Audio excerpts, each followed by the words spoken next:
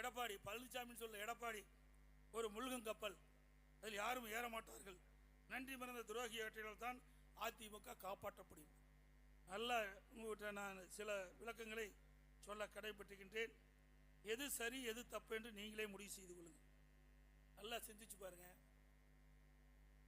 இதே புரட்சி தலைவி அம்மாவர்கள் துரதிருஷ்டவசமாக இறந்துடுறாங்க. அப்பா இவருக்கு முதலமைச்சர் வாய்ப்பு ஒரு சூழ்நிலை கிடைக்கப்பெறல. இவருக்கு கிடைக்காத உடனே எங்க போய் தர்ம யுத்தம் பண்ணவர். தர்ம யுத்தம் பண்ணாரா இல்லைங்களா? இவருக்கு பதவி கிடைக்கலைன்னா எந்த எல்லைக்கு கோட்டுக்கு வேணாலும் போவார். பிறகு ஒரு வழியா என்ன முதலமைச்சரா நம்முடைய சட்டப்பேரவையில் தேர்ந்தெடுத்தாங்க. மேதக ஆளுநர் உத்தரவுப்படி சட்டமன்றத்தில் பெரும்பான்மை நிரூபிக்க வேண்டும் என்று அந்த ஆணையின்படி சட்டப்பேரவை தலைவர் சட்டமன்றத்தை கூட்டி பெரும்பான்மை நிரூபிக்கின்ற பொழுது எதிர்த்து ஓட்டு போட்டவர். நல்லா புரிஞ்சுங்க. அதிமுக ஆட்சியை அகற்ற வேண்டும், டிஸ்மிஸ் செய்ய வேண்டும் என்று எதிர்த்து ஓட்டு போட்ட மனிதர் இந்த மனிதர். இதே புரட்சி தலைவி அம்மாவர்கள் இரவு பகல் பாராமல் கிட்டத்தட்ட அன்றைய தினம் 1.5 கோடி அனைத்து இந்திய அண்ணா திராவிட முன்னேற்ற கழக தொண்டை இரவு பகல் கண் துஞ்சாமல் ரத்தத்தை வியர்வையாக சிந்தி அங்கங்கே உழைத்து சட்டமன்றத்தில் தேர்ந்தெடுக்கப்பட்ட அம்மாவை முதலமைச்சராக்கினீர்கள். அம்மாவுடைய அரசை கொண்டு வந்தீர்கள். அதிமுக ஆட்சி நடந்து கொண்டிருந்தது. அந்த ஆட்சியை வீழ்த்துவதற்கு திமுகவுக்கு துணை நின்றவர் இந்த மண்ணிலே பிறந்தவர். எண்ணி பாருங்க. நானா துரோகம் செஞ்சேன்? எதிர்த்து ஓட்டு போட்டார். இன்னைக்கும் அழிக்க முடியாத ரெக்கார்டை அதோட கட்டளையை முடக்க வேண்டும் என்று தேர்தல் ஆணையத்துக்கு கடிதம் கொடுத்தவர். அதற்கு மேலாக இங்க இருக்கின்ற அத்தனை தொண்டனுடைய சொத்து பொன்மனச்சம்பல் புரட்சி தலைவர் எம்ஜிஆர் என்ற மாமனிதர் தலைமை கழகம் என்ற அற்புதமான கட்டடத்தை உங்களுக்கு கொடுத்துட்டு போயிருக்கார். அது என்னுடைய சொத்து இல்ல, மேடையில் இருக்கின்ற நிர்வாகி சொத்து, உங்களுடைய சொத்து, தொண்டனுடைய சொத்து. அந்த சொத்தை தலைமை கழகத்தை சென்னையில் இருக்கின்ற ராயப்பேட்டில் இருக்கிற தலைமை கழகத்தை ரவுடியில கூட்டிட்டு போய் அடிச்சு நொறுக்கி அந்த அலுவலகத்தை திமுக காரனால சீல் வச்சீங்களே, இது துரோகம் இல்லையா? சிந்திச்சு பாருங்க. நாங்களா துரோகம் செஞ்சோம்? எவ்வளோ கெஞ்சு பார்த்தோம், எங்களை விட்டு போகாதீங்கன்னு. நீங்களா போனீங்க. அதுக்கு நாங்க என்ன காரணம்? எங்க மேல பழி சுமத்தி பிரயோஜனம் இல்லை. கடந்த காலத்தை எண்ணி பாருங்க. எப்ப பார்த்தாலும் அம்மாவுக்கு விசுவாசம் விசுவாசங்கிறீங்க. 89ல இதே மாவட்டத்தில் ஓடியில் அம்மா நின்னாங்கல்ல, அப்ப யாருக்கு வேலை செஞ்ச? உங்களுக்கு எல்லாம் தெரியுமில்ல. நீங்க இந்த மண்ணில் பிறந்தவங்க தானே. நீங்க எல்லாம் கட்சியில் விட்டு அதிமுக ரத்தம் ஓடுதுல, அதிமுக ரத்தம் ஓடுதுல. அப்ப யாருக்கு வேலை செஞ்சார் சொல்லுங்க? யாருக்கு வேலை செஞ்சாரு? யாருக்கு வேலை செஞ்சாரு? நீங்களே சொல்லுங்க. வெண்ணிராடை நிர்மலாக்கை செஞ்சார். இவரா அம்மாவுக்கு விசுவாசம்? சொல்லுங்க. அதே அனைத்து இந்திய அண்ணா திராவிட முன்னேற்ற கழகத்தின் சார்பாக சேவல் சின்னத்தில் எடப்பாடியில போட்டியிட்டு மக்களால் தேர்ந்தெடுக்கப்பட்டவன் நான். எப்பொழுது பார்த்தாலும் சீனியர் சீனியர். நீங்க 2001 தான் எம்எல்ஏ, நான் 89 எம்எல்ஏ. 91 சேலம் மாவட்ட செயலாளர், 91 எம்எல்ஏ, 89 எம்எல்ஏ, 91 எம்எல்ஏ, வாரிய தலைவர். அதோட 1998 சீட்டு கேட்காம எனக்கு அம்மா கொடுத்தாங்க எம்பிக்கு, நாடாளுமன்ற உறுப்பினர். 1998 நாடாளுமன்ற உறுப்பினர். ஆக உங்களுக்கு முந்தியே 11 ஆண்டுக்கு முந்தியே வந்தேன். ஆனா உங்களுக்கு வாய்ப்பு கிடைச்சது, நாங்கள் ஏற்றுக்கொண்டோம், உங்கள் பின் நின்றோம், உங்களோடு தோளோடு தோளாக நின்று பணியாற்றினோம். ஆனால் உங்களுக்கு பதவி இல்லை என்று சொன்னால் யாரையும் ஏற்றுக்க மாட்டார். உங்களுக்கு நல்லா தெரியும், இந்த மண்ணில் இருக்கிறவங்களுக்கு என்னை விட உங்களுக்கு அதிகமா தெரியும். கட்சியை பார்க்க மாட்டார், அவரைத்தான் பார்ப்பார்.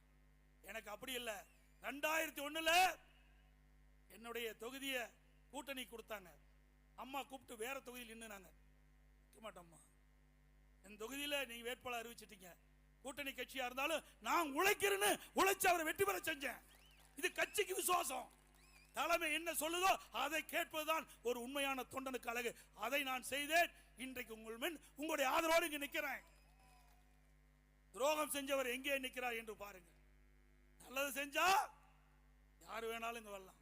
நான் உங்களை போல் கீழே இருந்து வந்தவன். கிளைக்கழக செயலாளராக இருந்து ஒன்றிய பொறுப்பு, மாவட்ட பொறுப்பு, மாநில பொறுப்பு, எம்எல்ஏ, எம்பி, அமைச்சர், அப்புறம் தான் முதலமைச்சர். இப்படி படிப்படியாக உயர்ந்து உழைப்பால் உயர்ந்து நிற்கிறேன். நீ யாரால வந்தீங்கன்னு உங்களுக்கு தெரியும். உழைக்கின்றவர்களுக்கு அனைத்து இந்திய அண்ணா திராவிட முன்னேற்ற கழகத்தில் கதவை தட்டி பதவி கிடைக்கக்கூடிய ஒரே கட்சி அதிமுக கட்சி தான். வேற எந்த கட்சியும் கிடையாது. முழுகின்ற கப்பல் இல்லப்பா, இது கரை சேருகின்ற கப்பல். இந்த கப்பல்ல ஏறினவன் பிழைச்சுக்கலாம், கப்பல்ல ஏறாதவன் நடுக்கல்லே போகலாம். யார் நடுக்கல்ல போறான்னு உங்களுக்கே தெரியும். ஆக இன்றைக்கு என்னை பொறுத்த வரைக்கும் நான் எந்த மேடையிலையும் யாரையும் தவறா பேசினதில்லை. இவரை கூட நான் அண்ணன் தான் சொல்றேன், ஏன்னா நம்ம வயதிலே மூத்தவர். ஆனால் இவர் மற்றவருக்கு வழிகாட்டியா இருப்பதை விட்டுவிட்டு அவருக்கு பதவி கிடைக்கவில்லை என்ற காரணத்தினால் ஏதோதோ பேசிக் கொண்டிருக்கின்றார். கடவுள் ஒருத்தன் இருக்கின்றார், யார் நல்லவர் கெட்டவர் என்று முடிவு செய்யக்கூடிய காலம் வந்து விட்டது. இன்னும் ஒன்று சொன்னார், 2026 அதிமுக இருக்கார் சொன்னார். 2026 இதே மேடைக்கு நான் வருவேன், மீண்டும் அதிமுக ஆட்சி மலரும், அனைத்து கழக தொண்டனும் புத்துணர்ச்சியோடு செயல்படுவார். இது இருபெரும் தெய்வங்களால் உருவாக்கப்பட்ட கட்சி. எந்த கொம்பனாலும் இந்த கட்சியை வெற்றியை தடுத்து நிறுத்த முடியாது. என்னை போல் 6 லட்சக்கணக்கான தொண்டன் இந்த இயக்கத்தில் இருக்கின்றான். ரத்தத்தை வீர்வையாக சிந்தி உழைக்க கொண்ட தொண்டன் இருக்கின்ற வரை இந்த கட்சி எந்த கொம்பனாலும் வீழ்த்த முடியாது.